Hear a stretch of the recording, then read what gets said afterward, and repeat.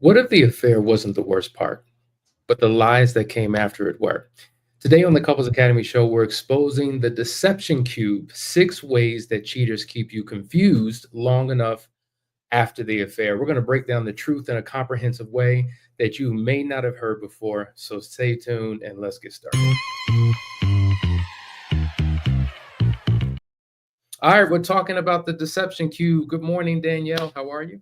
I'm good. How are you, Hassani? Hey, before we get started, I just want to make sure that we let the people know it's important that you like, share, and subscribe. Hit the notification bell. Number one, it's going to remind you of every show. And also, if you share, you're going to expose other people to this amazing information. We have a powerful topic to jump into today. So take it away, Hassani. I'm excited because, as you know, we've taken a break and we're back to get into some comprehensive conversation that will impact the lives of people. Just a month ago, I released a brand new book called Moving Forward After Infidelity, from Discovery to Recovery. Thank you so much. And in here, we walk you through this comprehensive process to restore your relationship. And as you know, Danielle, when we're working with couples, one of the biggest issues that couples struggle with is really talking about this affair because people Mhm. want to run from it, people want to hide from it, and then some people want to hit it head on. And oftentimes there's a lot of deception that's a part of the conversations that people engage in. Are you there? You went out for a moment. I'm sorry. I couldn't hear you for a second. So there's all types of deception that people are experiencing, and so we want to talk about that. Now, here's the reality. None of us are human lie detectors. Okay, so there's no way that we can absolutely know for sure if someone's being honest or not. However, we've been doing this long enough. We've been sitting in this seat long enough where we can kind of pick up cues and signs, and there's all types of indications that people give off when they are being deceptive. Yeah, and I want to say this too about deception because, we demonize people for doing things, but everybody can be deceptive, and there's different reasons why different people are deceptive, right? Not to validate any of it, but sometimes people are just trying to cover up wounds. Other times people are dealing with shame and self-loathing, whatever the reason, or you're just out here cutting up in the streets and you're trying to hide your tracks. Either way, there are clues and signs if somebody is actually trying to fundamentally throw you off the path, throw you off the scent. So we're going to get into some of that today. And so if you're the person being deceived, we're about to pull back the covers. And if you're the person who is deceiving, you're about to be set free. And I use the phrase set free intentionally Yeah. instead of being exposed, because exposed implies that there's something that we are doing to you or against you. Rather, Hmm. this is something that we're doing for you to help you break free from the very behavior that has been influencing you, that's been manipulating your partner, and been destroying your marriage. Okay, so That's key. That's key to break free because a lot of people are literally held hostage to their own deception. They talk about the web of lies we weave literally will entangle your own feet and you'll be caught in your own trap or your own net. And that's so true because you're trying to cover and protect yourself, or a lot of times people have deceived themselves into believing that they're trying to protect others through their deception and through their betrayal, right? But at the end of the day, how many lies can you tell before you've lost track of the lies? Your life is overconsumed with deception. You no longer know the difference between the truth and the lie. And so this is a lot of times how it all comes spilling out anyway, right? You've lied so many times, you've done so many deceptive things that things are just not adding up, you know? And so it's true. When you are led to a place of revelation and you're able to open up and let those things escape you, because all the lies you have, they're packed down on the inside of you, right? And you're just packing them down. You are deception. The more you lie, mhm. you become the deception. But when you open that thing up and let things go, it's interesting to just see how much relief comes upon the person that actually was the one who was being deceptive. For sure. Now, let's Mhm. start by giving a comprehensive definition of what this actually is. Deception is the act of causing someone to believe something that is not true, typically done for personal gain or to avoid a negative consequence. Another way of saying it is it's the intentional creation of a false reality. That's a powerful definition because That is exactly what we do. Now, the reason why we want to unpack this is because there's many, many layers and of complexity to deception. The truth is simple. The truth is simple. It's either you're telling the truth or you're not. But when you're deceptive, there's many paths you can go down. And so what we first want to do is start off by really talking about some fundamental truths about deception, right? That may seem like a pun, right? That truths about deception, but there are some truths about deception, and we're going to begin to break this down. Yeah, and we talked about this earlier before we get into it, that none of us are human lie detectors, right? Even though some of us think that we are, and there are clues that we can gather and we can put things together, and we can be detectives in our homes and stuff like that, but none of us are really human lie detectors. But there are some fundamental truths, and we need to understand them as it relates to betrayal. So the first one is that betrayal doesn't stop when the affair is disclosed. It actually deepens because lies don't end when the affair comes to light. The lying typically intensifies. And I know that Mm. you want to break this down a little bit, but it is common sense, right? That if I am exposed now, if I'm not ready to be transparent and open it up, I'm going to start lying even more, covering up even more. Break that down a little bit, Hassani. Well, the affair in itself is a secret, right? So it's a form of deception. You're giving a false impression to your partner that you're not doing anything, and you're covering up and you're hiding and you're covering your tracks. Then it's exposed. Once it's exposed, most people go into complete deniability.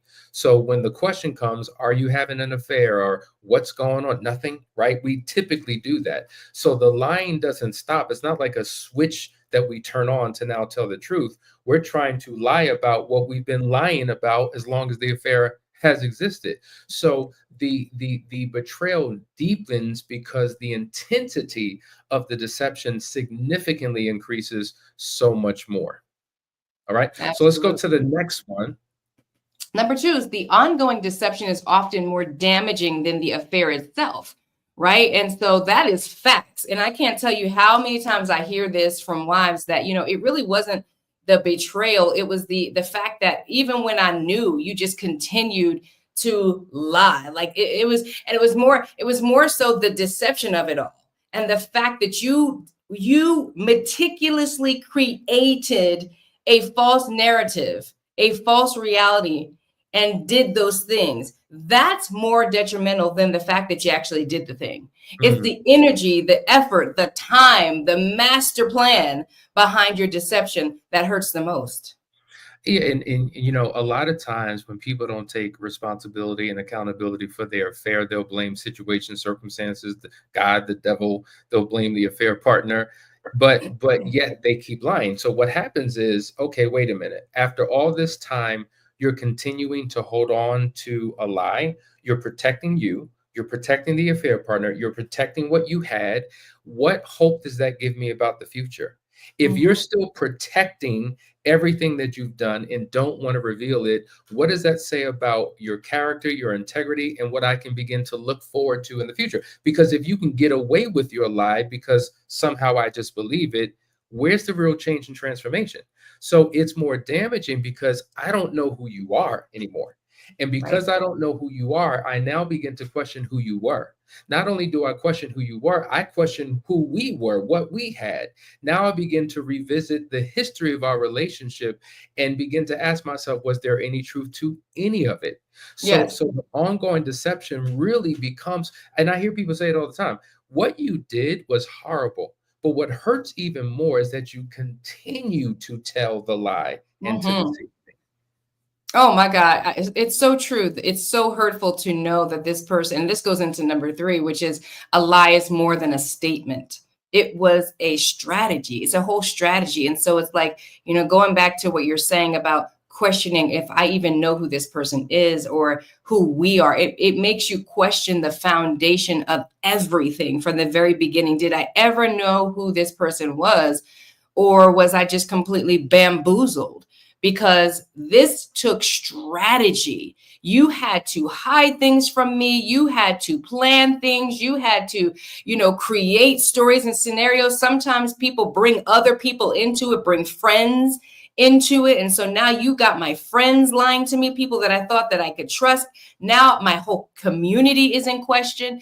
So it's such a huge piece, this deception. The part of the infidelity that is deception is the biggest and most painful part of it, because you might be able to rationalize, okay, hey, things weren't good between us, so this person did X, Y, and Z. I've heard people rationalize these things, like why someone was unfaithful or whatever the case may be. Sometimes you can rationalize it, but what is really hard to get a grip on is how somebody that you've known for so long, who you've shared your body with, bored children with, have a home with, share finances with, vacations, have friends and family, that this person could be so deceptive and so cunning that they created an entire strategy that kept you in the dark. Now that is deep. That's deep because that's beyond the, oh, I made a mistake. We try to minimize everything to, I made a mistake. I wasn't thinking. But the thought, as you just said, and the planning and the strategy, I mean, anything, the lengths that people will go to cover their tracks, it's very painful to the betrayed partner, and that really leads us into kind of unpacking how complex this thing really is. So let's go to the next fundamental truth. Okay, so that is that deception is rarely one dimensional, right? It doesn't just come in the form of a lie. It has multiple angles, layers, and faces.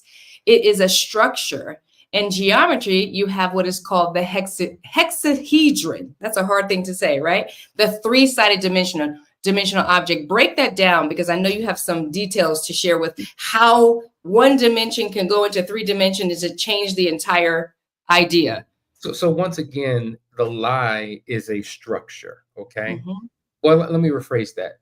The deception is a structure, and one face of that deception is a lie. But we talk about the 6 ways that cheaters will keep you confused. So I want you to think about deception like a cube, okay? Now, in geometry, there's a shape called a hexahedron. I want to play a short little 10-second video. There's no audio to it, but I want you to read the capture at the bottom, because it's really going to explain exactly what this is and how deception works.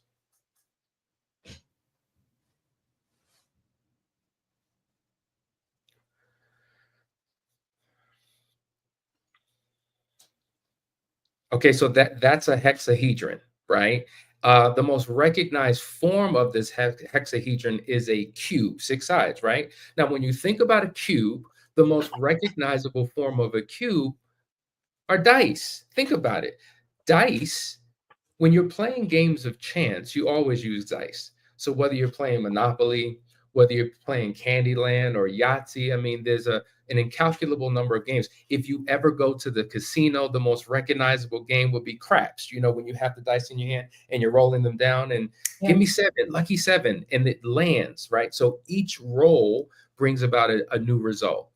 But interestingly, in the same way, in conversations when dealing with the affair, these conversations can feel very dicey. Why? Yes. Because it's unpredictable. Mm-hmm. Because you never know what you're going to get. And so when you're having a conversation with the affair partner, one moment they may seem open, but then the next moment they shut down. Sometimes they say too little, but then sometimes they say too much. But what we do know is that the full truth is never told. And so there's careful management and manipulation of what they say, when they say it, how they say it, to avoid the pain and the confrontation and the responsibility. So this is the strategy that's in these I hope that, the people that are listening get something from this, because, just watching how that square came together the way it did, and thinking about how, when you have this strategy, right, to deceive, that all the different faces that you have to show to keep things going. I mean, people, it is crazy making, to say the least, but you hear people talk about being gaslit all the time. So as soon as you point the finger at one side of that square, then they can just flip the square, and now they're showing you a different side. They might be charming. They might use charm as one of their faces of deception, right? And I'm going to charm you and talk to you a certain kind of way to make you forget it. Or they might use anger as one of the sides of that square, right? How dare you accuse me, whatever the case may be. Or, next thing you know, they're doing gift giving, or, using people. So it's like, as soon as you are getting close to the scent, the square or the cube just flips. And now it's like the goal keeps moving. The goalpost keeps moving every time you get close to trying to figure out what's going on. And that's why the frustration grows so great when it comes to deception, because I knew it. How many times have we heard that? I knew it, and I told you this 2 years ago, but you denied me the truth. You made me think I was crazy. You made my friends convinced me that I was crazy, right? And at the end of the day, it was a powerful, strong, deceptive strategy that kept throwing you off the scent for however long. And now you're super angry about that.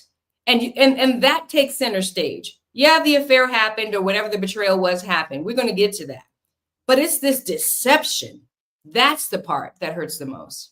It does hurt the most, Danielle. And the thing about it is, when you get to one typical pattern, here comes something else. One Mm-hmm. strategy, one method, here comes something else, which Yeah. leaves you completely confused because each face of this cube represents a way that the truth is twisted or delayed or withheld. And to be quite honest, all of these types of deception, and we haven't even gotten into them yet, we're about to, they're forms of emotional and psychological abuse. Okay. And oftentimes it involves manipulation, controlling, all types of things. Now, I want you to think about this emotional, psychological abuse. Now, if you're in a relationship and you experience physical abuse where somebody's physically beating you, it creates a wound.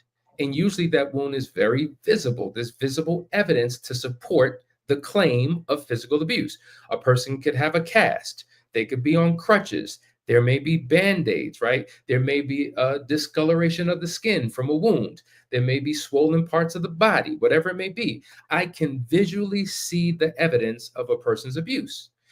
And that person can be arrested, right? They can actually go to jail for causing physical harm on another person. But when it comes to deception, it is emotional or psychological abuse. And oftentimes, Danielle, this goes under the radar because there's no touchable, tangible, concrete, or real physical evidence to support the abuse. And this is what makes this just as damaging or even more damaging in a relationship. Absolutely. And this is the part that this is why it's important to break down what those things are. What are these forms of deception? Because people may not even be aware. I think about conversations where we've talked about lies of omission, and the liar or the person who's done who had omitted the truth does not see it that way. It's just like, no, I did not tell you a lie. I just did not tell you. And so it's important for us to understand all these different forms for ourselves. First of all, if you're the one who is being deceptive, this show isn't just for the person that's hurt, it's also for the person who is hurting, to be able to recognize how it is that you're showing up in your relationships and the damage that you're doing and the potential damage that you're going to do and what you'll have to face in the future. And so being aware of and being able to own how you're showing up is actually key. And So do so, you want, go yeah, yeah. ahead. Before we get into those six, I once again, the cube of deception, it's like a dice. We're rolling dice. Now, for any of you who are familiar with ever going to a casino, maybe you've been to Vegas, maybe you've gone to Atlantic City, or wherever you live around the country, there may be casinos. And it's interesting, being in a relationship with a person who is lying to you or engaged in deception could feel kind of like a casino experience. Now imagine this. A casino experience, typically, it's thrilling, it's seductive, and intentionally disorienting, right? The lights are bright, the music is upbeat, and there are no clocks on the walls, right? So you lose a track of time because they want to take your money. There's no natural light to ground you in reality. You're surrounded by the illusion of opportunity and the promise of reward. Everything in that space is engineered to keep you playing, to keep you believing, and to keep you what? Spending. Now, the Mm-hmm. odds always tilted in the house's favor, but the illusion is so powerful that you Mm, start believing that you are in control. And mm, oftentimes, that is exactly what it's like when you're dealing with someone who is deceptive because yes. the house, as they say, the house typically wins. The Yeah. one who's controlling and manipulating and deceiving in the conversation usually has the advantage because they know how to flip it, they know how to work it, they know how to Yeah. avoid it, they know how to do all of these different things. And you leave empty, right? You leave with less than what you came with, oftentimes in these conversations. Agreed. And I think that's why we keep rolling the dice, right? Because as you said before, it's a dicey situation. You're gambling. You know, they're saying this, and then you catch something that's off, and then they roll the dice again, and now you're flipped over and dealing with another side of this lie. Mm. And so you roll again, and you keep rolling again, and you're just taking your chances. You care about this person. You want to believe this person. You want to believe that they're a good person deep down inside, but something's just not adding up. And you know, Emily is listening in, and she had a comment. She said, "What if everything points to him cheating? He has all the characteristics of a cheater, but has never admitted it." And that's why it's important for you to be able to understand what's going on and be able to identify it for yourself. You're not always is he or she going to admit it. You know, oftentimes cheaters are caught. I mean, they're caught, right? And that's kind of how it comes out. You rarely do you have a cheater saying, "You know what, I'm done with this cheating life. Let me just confess." You know, 90% of the time, or maybe even above that, you get caught.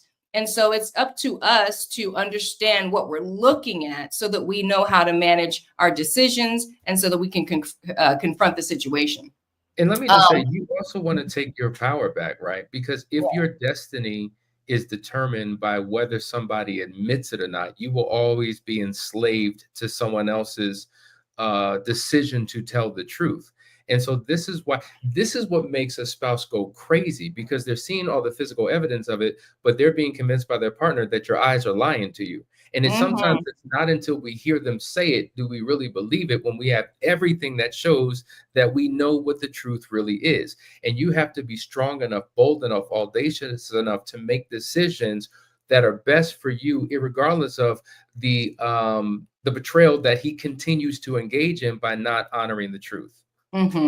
Right. And Heather says truth is so much easier, and I could not Oh, agree with her more. It's just so much easier. You know, the level of stress. I wish there was a stress meter that we could attach to somebody who's just full of deception and lies, just to see how much stress that they're constantly living under. Just imagine. And we've heard all the stories. We've had encountered people who have literally two different families and households. I mean, can you imagine the level of deception that is required to be yeah. managing and hiding two different households, two completely different families, right?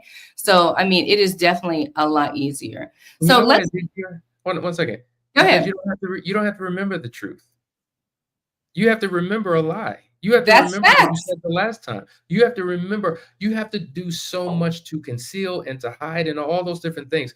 To tell the truth and let the chips fall where they may is just the easiest thing to do. So let's go through the six faces. There's six faces of this cube that you need to be aware of. And we're just going to give you a quick definition. And for the remainder of the series, each show will be dedicated to one face of this deception. Number one, I'll read this: lies. That's the first face. It is the deliberate act of stating something false with the intent to mislead. That's the most Common. common, thank you, the most common form of deception that most of us are familiar with. What color? Lies, white Yeah, lies, gray lies, black lies, brown lies. We give lies colors. That's how we justify lying, right? It was just a little white fairy tale, fluffy lie. It was a lie. You it was a know, lie. call it what it is. It's a lie. Number two, distortion of the truth, which is twisting or reshaping facts to alter how events are perceived without outrightly denying them. So Yeah, distortion is a big one. You know, and this is something that I think creates a lot of arguments, right? Because I think it's one that you can catch easier, distorting the truth, right? It's just like, well, these are the facts, and now you're going to take this fact and twist it and reshape it to make you right or to make the situation right. That's a more easy one to notice. for sure. Then number three, the third face of deception on this cube would be concealment and withholding, right? Danielle just references it's intentionally hiding or refusing to share critical information to control what others know. So people will say, I wasn't lying. It's not like I lied to you. No, you didn't lie. You just concealed and withheld the truth, which is a form of deception. So what happens is we think that the lie is worse on a scale of severity than concealing or withholding the truth. But if it gives a false impression, then it's doing the damage nonetheless. Mm. Number four would be diversion and evasion. So this is steering attention away from the real issue or giving vague, indirect responses to avoid accountability. And, this is something that you'd probably encounter a lot with a husband and wife that's maybe or arguing over, finances, or, arguing over parenting issues and things like that, calling you on the carpet about something that was done. And instead of just being honest about what you did, even though you may have agreed not to do it in the past, now you're kind of diverting the truth and evading direct answers, something like that. So that's probably a very common experience Oh, most couples sure. have in their relationship. I can't wait till we get into that one. Let's go to the next one. Number five, false appearances, creating an outward image of honesty or normalcy that disguises a hidden reality. So we see this all the time. We take the snapshot, we post it on Facebook or Instagram, and it gives the impression that we're doing great. But the truth is, behind closed doors is a completely different reality, right? So you understand how we do that. All of us in society do that. Well, the same thing is done when it comes to an affair. And so we'll break this down comprehensively of how devious this can be to really throw you off and have you thinking that you're crazy. But false appearances is a huge form of deception. And then the last one is emotional manipulation. And I think this is probably this is up there. This is a big one. It uses your emotions like guilt, fear, or anger to influence or control someone's thoughts, actions, or questions. And, a lot of times when you hear that being talked about, emotional manipulation, this is also in the same conversation with am I in a relationship with a narcissist, right? Because this is someone that uses your emotions, uses their emotions to literally manipulate and control you, right? To shame you or cause you to doubt yourself. This is that crazy making that happens. It's just like, I know what I know. Am I crazy? Causing you to question yourself or if your feelings are valid. And that's huge. And I can't wait to get into that one. So, guys, we're talking about the cube of deception. These were the 6 different ways cheaters will keep you confused. I want you to have a conversation with your spouse and really unpack it and really decide, okay, what phase have you experienced in the recovery process that you're going through? Stay tuned, because every single episode, we're going to comprehensively break this down and give you the keys to the breakthrough. Before we end, just a couple quick announcements. Danielle, explain to Yes. them what's coming up. Hey guys, if you haven't heard about it already, the Phoenix Awards Gala is coming up and we already have our nominees. We are so excited to honor these amazing couples who have overcome some interesting, powerful, and complex circumstances in their lives. But we are honoring them at the Marriage Getaway, which is a phenomenal week. Couples are coming together to celebrate, to learn, to party, to grow. And then it's going to culminate with an amazing gala. So you get to dress up. You can still get tickets. Nominations are closed, but you can go to phoenixawardsgala.com, thephoenixawardsgala.com, and grab your tickets. Also, really quickly, for those of you who've been watching us for years who say, I didn't know that you guys were counselors and coaches and work with couples. You do that. We're going to end the show by giving you a quick 30-second commercial of what it is that we do. And we want you to go to the website, couplesacademy.org, set up a discovery call. Let's see how we can serve you to get through the challenging times that you're going through. And also go on Amazon and pick up the book, Moving Forward After Infidelity. This series is covered actually in one of the chapters of the book. But until then, we love you, and there's nothing you can do about it.